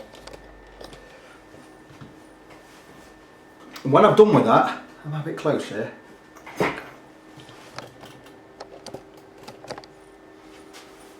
There you go, we're about right there. When I'm done with that, what I'm going to do is, Obviously I'm going to do the other side, I'll turn the clamps around. Once I've done that, if you have a look, if you can see, this wood is all dried out a bit because it's been steamed that many times. You can tell the difference from that bit there to that bit there. So once I've got all this done, I'm going to re-profile this neck. I'm going to use various grits of sandpaper. I'm going to sand it all back to shape. I'm going to do it by feel, get any rough edges off the rough bits off the edges there. Any marks I've got in there, I've got a couple of marks in there where I did with a scraper, I got a mark in there. I'm going to steam that out. Once that's all done and all sanded and back to the shape I want it to be and get a good feel to it, I've ordered some tung oil. I've never used it before. It's pretty expensive stuff, but it's what we coat and what we seal the wood with. It brings this grain back out and it creates a seal on there. So I've gone and bought some of that. I think it's cost me about 8-9 quid or something. So more expense again, I'm not getting paid for, but it's something I can use again in the future. So I'm going to do that. And I'm also going to get the frets back in. I'll probably film me getting the frets back in, or film me when I've got it all up on the jig there, because I'm going to have to level all these frets and recrown them. It's a lot of work. I think by the time I've done this guitar, I'd have put in 40 hours. Right, so here we go. I've made up a paste using some regular PVA wood glue, pound from pound shop that. I don't use it often. I've got a big bag of red rosewood dust there from an old Rickenbacker job I did when I did a neck job on there, and I've used some Rustin's wood dye just to slightly darken it. Now the paste I've made is here. It's still red, but I've darkened it a bit. Get a good mix. What I'm going to do is now I'm going to get it in these cracks. I don't know what tool I'm going to use, but I'm going to apply it to these cracks in this guitar. I'll probably get it in with probably something like a bradawl or something. Just put it in really gently. I'm not going to film it. I'm going to come back later once I've got it all in my cracks and got it all dried and I know it's going to be alright. If it does end up a little bit redder than I want it to be, I'll just go across with a dark marker, black marker, like I normally do. It's cosmetic more than anything. And once the neck's all oiled and everything, it's going to look pretty good. So, you know, that'll be it. So I'm going to go on with that. I'll come back to you later. Right, I can see everything there. Back with the Warwick bass neck. I decided not to faff about with this. I want to get it done, I want to get it out of the way, and I want to get these videos done, because these videos take longer than the actual work. To process an hour video takes me about 2 hours. I'm going to press on with it, I'm going to get it done now. I'm not going to complain about it again. I'm going to show you how I go about getting the frets in. Now these frets have got to go in exact because they're not new frets, but the old ones going in, so I've got to make sure they line up perfectly correct. So what I do is I take the fret and I line it up where it needs to be. Now, I don't want no overlap on the edge. So we're about right there, I think. Line up to the edge. And what we do is when we've got it where we think it ought to be, we just tap the edge in and we tap the other side in, and that's it. And what we're going to do now is, how I normally do it is, I come back up to the drill press. Now what I did is I bought a drill and I use it as a drill press, and I bought these this tool here that goes into your drill bit or into your chuck. You've got all these different size coils with a 20-inch radius, look, 9.5-inch radius. One of theirs is a 16-inch radius. We'll put a coil in the tool, get the tool lined up, get it padded underneath, lump of wood in there, all padded up. And what we do is to press the fret in, we'll line it up with the tool. We'll bring the tool down to the fret, like so. And once it's in there like that, before we press in, we level the neck, then we just press down. And that just presses the fret all the way in. Now what I do is I'll take it back to my block. I'll whiz back down here. And I'll just give it a couple of taps. It's all seated, that's all fine there. It's all seated right. So what I'm going to do now is, I'm not going to do the frets now. What I'm going to do is I'm going to sand all this neck down, get all the edges done. I've filled all the edges in I wanted to fill. What I'm going to do now is, all the cracks have been filled on there now. All I'm going to do is now I'm going to sand this neck. And I'm going to get it all nice and smooth, and once it's smooth, I'm going to put it back onto the base. I'm going to get it all jigged up. And I'm going to get the frets all levelled, you can see there. And I'm going to get all the frets all level, get it back on the base, and I'm going to get it all, once the oil arrives, the tongue oil, I'm going to get it all oiled up, and I'm going to get it shipped out, and that's going to be it. So, back to you later. Right, we're really cracking on with this today. Got all the frets in, I've got all the edges sanded, both sides. I've got to level the frets yet and polish them up, but I just want to show, look at this neck. See that? See how level these frets are? That neck also is absolutely straight. Can you see?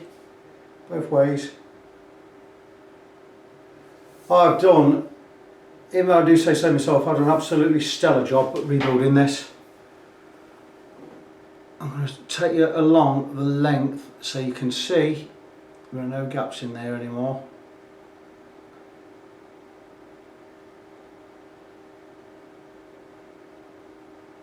Can you see that?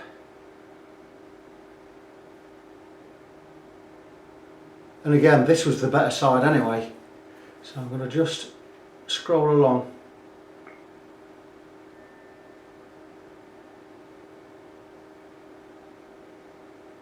You see that? There's no holes anywhere there. It looks absolutely brilliant. Like I say, I've got to, I'm really impressed with this. I need to resand the profile. I've got a little bit of overlap still on here. I'm going to sand that all. I get a course of sandpaper on that. I'm going to sand it all smooth. Like I say, I didn't glue the frets in because you know, I don't want to spend too much time on this. I know the owner wants it back, is anxious to get it back. So you know, I'm not exactly rushing it. I'm just not spending as much care and time on it as I would have done if I was doing it for me. But I'm still gonna. I don't mean I'm going to scrimp. It just means I ain't glued the frets in. I'm going to get all this sanded. All this sanded. Then what I'll do is I'll sand all the rest of the wood here with some some coarse sandpaper. Just get any burrs off. Then I'll smooth sand it with some finer paper. Get it all smooth sanded. I'll even do the bits that I didn't need doing because I'm going to restain it all with the when the tongue oil gets here. So it'll all be the same colour. I'm going to level and polish the frets. And I'll give whichever ones need a recrown, I'll give them a recrown. So the neck, it's going to look like a brand new neck. It's going to be absolutely brilliant. I am really pleased with how this has come out. It's come out better than I ever thought it would do. I expected not to get the twist out completely. Well, I have got it out completely. I've got the bend out that was coming out this way. It was like a banana, if you remember. It's still the tiniest bit, but you'd never tell. The frets are level. It looks really good. So what I'm going to do is I'm going to dampen it and give you an idea. When the fretboard's done, I've got a damp rag here. So when I've oiled the neck, the fretboard, that's going to look like that. Looks beautiful, doesn't it? Now this is before it'll be oiled. What I'm going to do is I'm going to dampen it. And when I get it oiled, this will be after. So all I've done is dampen that just to give you an idea. How's that looking? And again we'll look at the sides. Do we like the look of that or what? And look at the other side. We're liking the look of this. It looks like it's not been touched this neck. You'd never know that fretboard would come off. Looking at that. Okay, like I say, I've got some final sanding to do. It looks absolutely brilliant. A bit more damp on there just so you can see. And this is what we're aiming for. That's how it's going to look when it's all oiled up. I am really pleased with how that's come out. So, not to beat about the bush, I've got a lot of work to be getting on with. I'm going to end this part 8 of the video now because it's gone on for longer than I anticipated. I was going to hopefully get it all done, all the finishing, all done in one more video, video 8, but it ain't going to be the case now. So this is concluding part 8 of this video. All the final gubbins, everything else I've got to do will all be done. Part 9 of this video will be the final part. I'll just go up in that window, someone's just gone by, being nosy.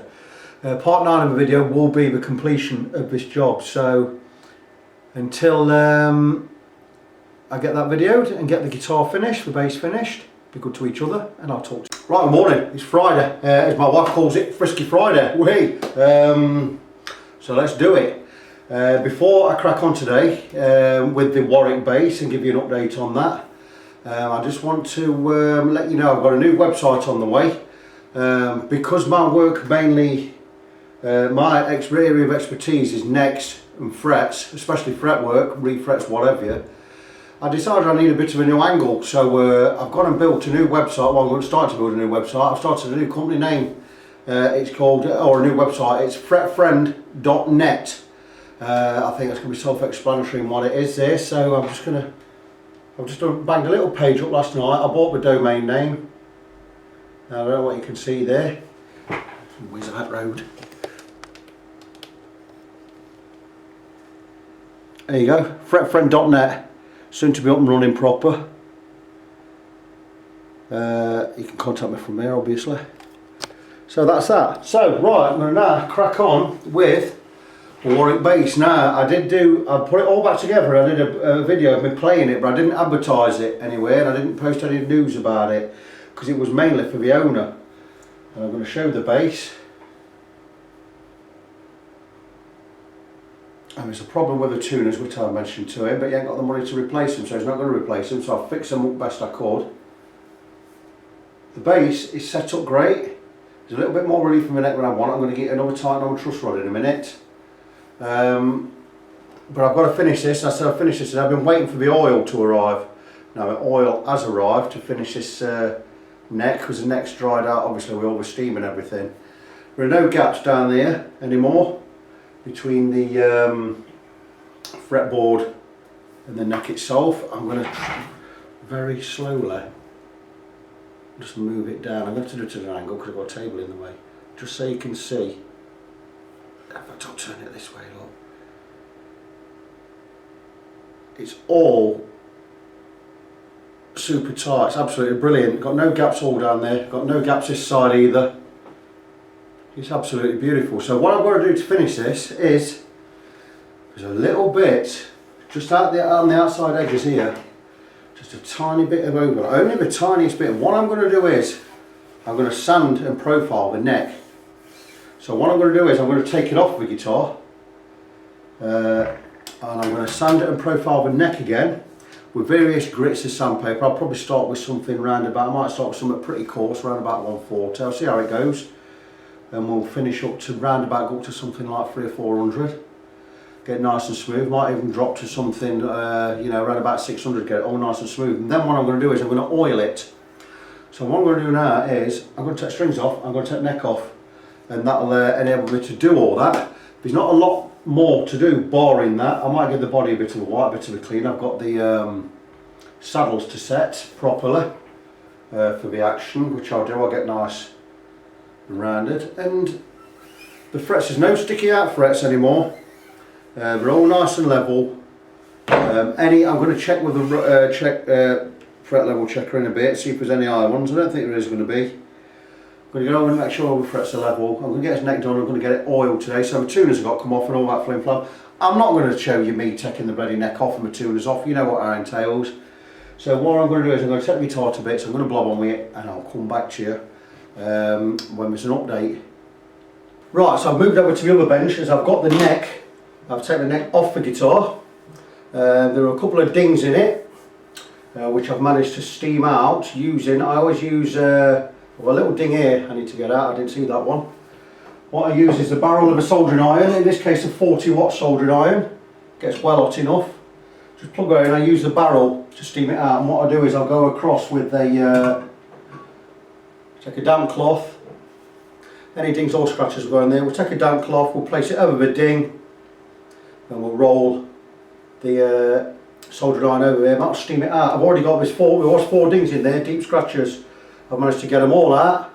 You're not going to tell. I'm going to lightly sand. I'm going to sand the neck in a minute. As I said, as I mentioned earlier, I said I was going to use. I'm going to go with some 200 grit and then some 400 grit. Well, I'm not doing that.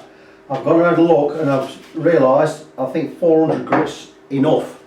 So I've cut myself a piece of 400 grit, and I want a flat block. Now, being as I don't have sanding blocks, I don't have sanding blocks, but I do have radius blocks. You know, for doing the radius on a neck.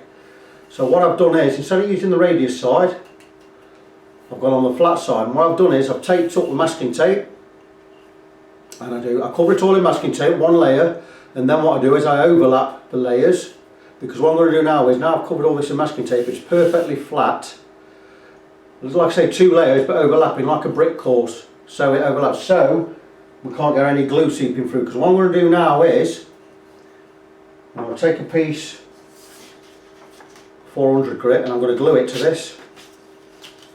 The reason we do this, I'm going to glue it on, and that's going to give me a completely flat sanding block, which I'm going to do the edges of the base. Completely flat sanding block. The reason I glue it on is, and I do this method, is once it's glued on, that's my block. When I need to change grit or clean up my board, all I do is I peel all this off. I just peel the masking tape off, that comes off with it, I've got my block back. So I'm going to blob on with that, I'm going to glue that on there, I'm going to blob on with sanding. Once I've sanded all these edges as flat as I want them, I'm going to take, I'm going to get another piece and I'm going to just slightly sand the profile of the neck, and I'm going to do it from here to here basically. I'm going to reprofile that, and I'll just lightly sand the back and any areas here and these sides, just to get it all nice and smooth. Once we've got it all nice and smooth, I might float across by hand with some 600 just so we've got it nice and smooth to take the oil. So I'm going to blob on with that. I'm not going to video it, there's no need, you know how to sand. I'm going to blob on with that, get it all done, basically ready up to the level of, until I'm ready to get the oil on the neck, and then we'll take it from there. And there we go. Got it all sanded. I've just wet it just to show what it's going to look like when it's all oiled up. I've got it all sanded. I've sanded both sides so they're level. I've reprofiled this so it's all nice and smooth. I've got out all the dings. There's a couple of tiny ones, you know, that you're not going to get rid of because they're so deep. But I mean, look at that. That's what it's going to look like when it's oiled. I've sanded all this area. Just get it a light rubbing over. I didn't touch the sides. And that's what it's going to look like once it's oiled. Look at that, beautiful. And all this will look beautiful when it's oiled. What I'm going to do now is, so I'm going to wet it, I'm going to let it stay dry. I'm going to let it dry for a little while, 10-15 minutes, whatever. And I'm just going to give it, the oil, this is a finishing oil, it's not to finish it with oil, it's just to give it that little bit of sheen, because we've steamed it quite a lot, it's had a lot of steam. I'm going to show you now you're going to get to see how the edges are of the neck, and how we've got them all, there's no gaps here anymore, everything's filled in. The fretboard went on the neck really, really well, better than I anticipated, because the neck was that, if you remember, if we do a recap, right, the neck wasn't just bent, right, it was bent that way, it was twisted at this end, it was twisted this way, and it was also bent this way, coming out in the middle there, so it was a proper knackered neck. I think you can agree, I made a good job of that. Let me just move that from me. I think we've straightened that pretty well. We're right in there. So we've made a really good job of that. It's come out better than I expected. I'm going to let this, this is just water on here, I've just wiped it over with. I used obviously the same piece of sanding paper out on there. I peeled off. I used the same bit just to finish all off. As you can see, the sanding block, the radius block is absolutely clean. We just peeled it straight off with the masking tape there. So that's all ready. So this now, I'm going to let it dry. I'm going to put a coating of oil on it. I'm going to get it all back on the base. Just a couple of things I'm going to show before I log off on this bit. Now, when I removed the neck initially, there's a couple of things wrong with this guitar. There you go. The tuners, Warwick tuners. Now these are renowned for stripping inside, and they have done. I put the tuners back on, and once I got this on to a certain level of tightness, but not quite tight enough, I get one more pull, and as I did, it pinged out and went all loose again. It means the thread's stripping on the inside there.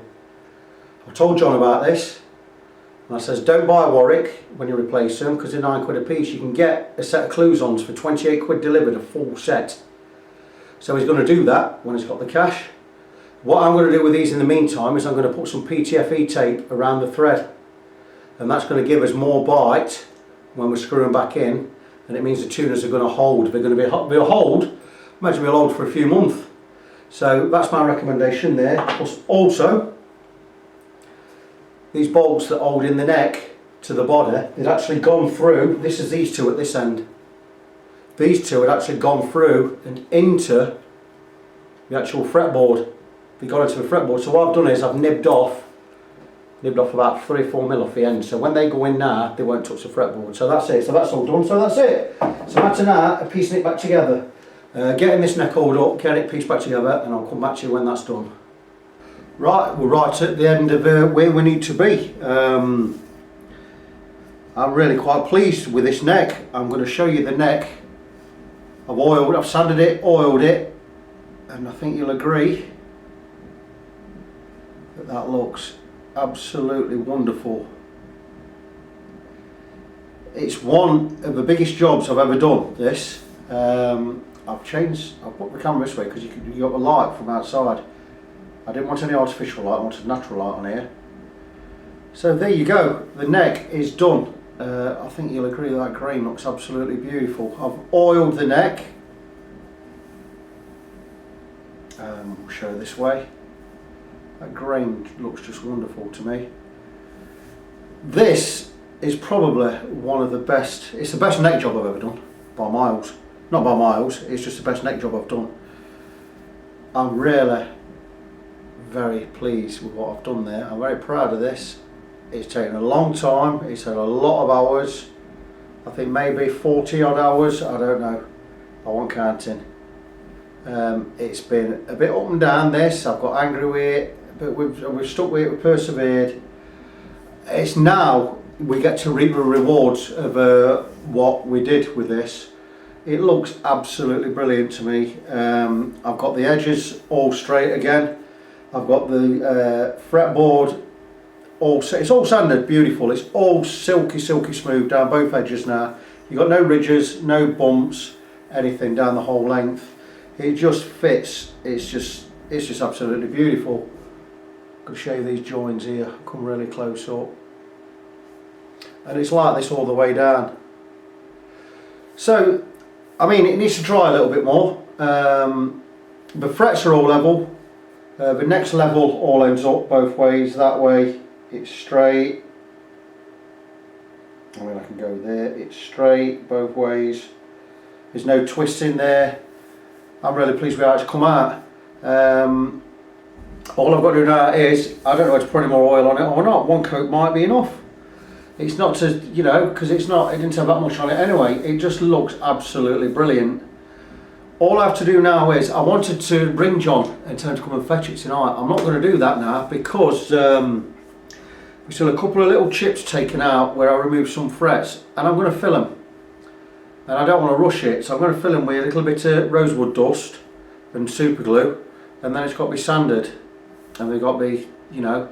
So I don't want to rush it, so I'm not going to tell him to come tonight. I'm going to text him in a minute, and I'm going to say, look, you could have had it tonight, possibly to push, but you know, I've come too far now, done too much work on this to do it. It's got to be perfect. The neck, I'll tell you now and I'll tell you straight, you'll never know this came off the guitar. You will never know that this has had a truss rod change. Truss rod is in there, don't know if you can see it. It takes a 5mm Allen key, it's beautiful, it works both ways. As you can see, I've got the neck nice and straight, got plenty of adjustment on there. It looks beautiful. I'm really proud of the work I've done on this. I know John is going to be absolutely over the moon. He'll look at this, he'll pick it up, he'll play it, he won't even know this fretboard's been off the neck. So I know he's going to be pleased. So that's it. Enough bragging about this. I'm going to get it all back on the guitar. I'll also, all that said and done, this is probably going to be the longest video because I think I'm into 15 minutes now and I haven't finished it yet. And I don't want to do 10 parts, I want to do it to be a 9-parter. So I'm going to get this done. I'm not going to show the work I'm going to do filling these holes in. I'll get them filled in, I'll get the neck on the guitar, I'll get the guitar set up, and then I'll come back with a little bit of a sound demo, and I'll show the guitar in its entirety, all complete, all ready to go back to its owner. And tomorrow, or we definitely, you know, by this weekend, John will be coming to collect it. because he's going to be a happy boy. So I'll be back with the final part. I'll talk to you soon. Right, here we go. Welcome back to the final part of the Warwick Corvette Standard Bass truss rod replacement series. The bass is done. I've just set it up this morning, done the intonation, done the radius and everything. It looks absolutely stunning. I'm really pleased with how it's come out. Now, I know I moaned a bit when I a couple of times on this because it was a bit of a daunting task. Not that I was overly daunted because I'm a Christian and the Lord guides my hands, so I was always confident I could do the job. It's just come out better than I thought it would do deep down inside. You can't see, you'd never know this fretboard had come off and been replaced.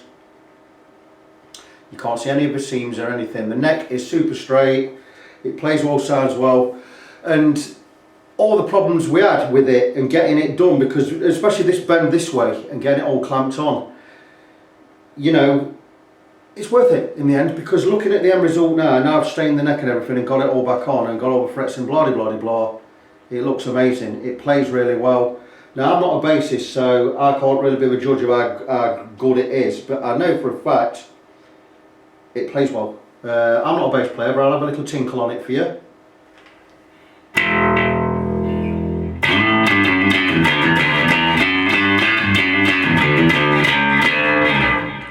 That plays, if I can play like that and I'm a guitarist, not a bassist, then you know, it's alright as far as I'm concerned. So the bass is complete, and when things are complete, what do? We go